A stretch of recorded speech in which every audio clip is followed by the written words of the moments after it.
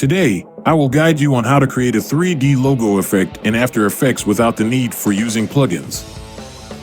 First, in the Logo Comp, right-click on Position and select Separate Dimensions.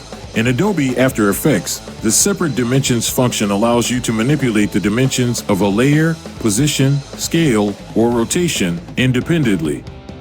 It essentially breaks down a single parameter into its constituent X, Y, and Z components, giving you precise control over each dimension. After clicking on Separate Dimensions, hold the Alt key and click on the Z position stopwatch, then type Index. When you duplicate a layer in After Effects, the duplicated layer receives an increment expression index in comparison to the original layer. This index can be accessed and utilized within expressions to create dynamic and automated effects. Next, go to the Effects and Presets folder and search for Brightness and Contrast added to the logo composition. Adjust the brightness setting to -150 and check the Use Legacy box. Select the logo composition and duplicate it 15 times. The thickness of the logo depends on how many times you duplicate them. Select all the logo compositions and create a null for them.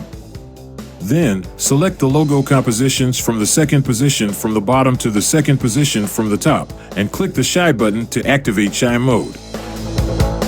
For the top and bottom two layers, turn off the brightness and contrast effects.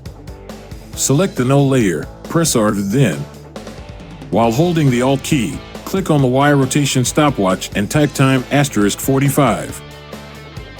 In Adobe After Effects, the expression time asterisk is used to create animations or effects that are based on the passage of time.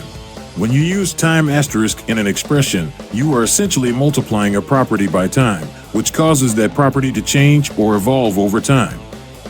If you want the logo to be thicker, select the logo composition and duplicate them. The thickness of the logo depends on how many times you duplicate them.